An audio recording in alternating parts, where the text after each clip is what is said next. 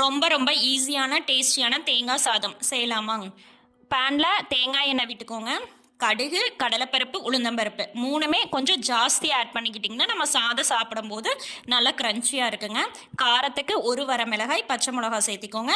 முந்திரி ஆப்ஷனல் தாங்க, இருந்தால் சேர்த்திக்கோங்க.